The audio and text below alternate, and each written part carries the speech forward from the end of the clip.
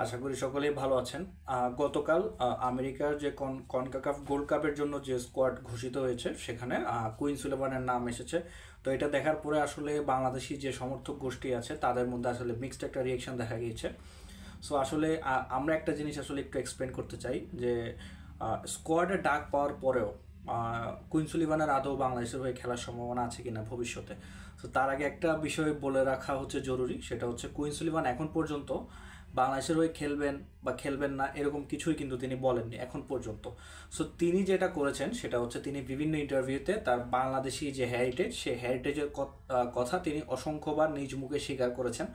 So এই জিনিস এই জায়গা থেকে আসলে আমরা প্রাউড যে তিনি তার যে বাংলাদেশি যে সত্তা, যে পরিচয়, যে ব্লাড কানেকশন, সেই কানেকশনটাকে তিনি সবসময় একটা অ্যাপ্রিসিয়েট করেছেন, যে ফ্যানদের যে ভালোবাসা সেটাকে তিনি অ্যাপ্রিসিয়েট করেছেন। সো আমরা একটু এক্সপ্লেন করার চেষ্টা করব যে কুইন সুলিভান যদি স্কোয়াডে ডাক পেয়েও যান তখনও আসলে কিভাবে বাংলাদেশের হয়ে মানে খেলার সুযোগ থাকবে অদূর ভবিষ্যতে। বর্তমানে যে স্কোয়াডটা ঘোষিত হয়েছে সেটা হচ্ছে 60 জনের একটা স্কোয়াড। তো এটা হচ্ছে একটা প্রিলিমিনারি স্কোয়াড। তো এই প্রিলিমিনারি স্কোয়াড থেকে আসলে 23 জন কিংবা 26 জনের একটা মূল স্কোয়াড ঘোষণা করা হবে। সো কুইন সুলিভান যদি ওই মূল স্কোয়াডে চান্স না পান তখনও কিন্তু তার মানে বাংলাদেশের হয়ে যে খেলার চান্সটা সেটা শেষ হয়ে যাবে না।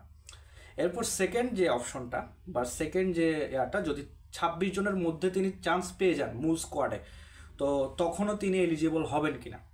সো তখন তিনি আসলে এলিজিবল কীভাবে হবেন সেটা হচ্ছে, তিনি ধরেন স্কোয়াডে আছে কিন্তু তিনি 1 মিনিটের জন্য তিনি মাঠে নামেননি, অর্থাৎ মূল স্কোয়াডে থাকার পরও তিনি যদি মাঠে 1 মিনিটের জন্য না নামেন তখন তিনি বাংলাদেশের হয়ে খেলার জন্য এলিজিবল হবেন। সো এই দুইটা ক্রাইটেরিয়া যদি কোনোভাবে ফিল আপ হয় অদূর ভবিষ্যতে তিনি হয়তো খেলতে পারবেন। সো সেটা আসলে ডেফিনেটলি তার উপর ডিপেন্ড করছে।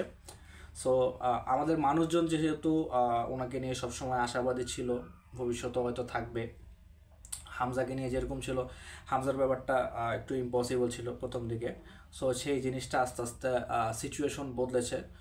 কুইনের ক্ষেত্রে আসলে কী হবে আমরা কেউই বলতে পারছি না, বাট মানে আসলে আমরা যে এক্সপ্লেনেশনটা দেওয়ার চেষ্টা করেছি সেটা হচ্ছে, মানুষ আসলে জানতে চেয়েছে যে সে যদি স্কোয়াডে চান্স পেয়েও যায় তখন হয়তো সামনে কোনো সুযোগ থাকবে কিনা। আমরা আসলে সেই জিনিসটা ব্যাখ্যা করার চেষ্টা করেছি। সো আশা করি আপনারা ব্যাপারটা বুঝতে পেরেছেন। আর কুইনের জন্য সবসময় ভালোবাসা থাকবে, শুভকামনা থাকবে। তিনি যেখানেই খেলুক আমরা সবসময় চাইবো তিনি যেন তার সেরাটা দিতে পারেন। সো সবাইকে আবারও ধন্যবাদ।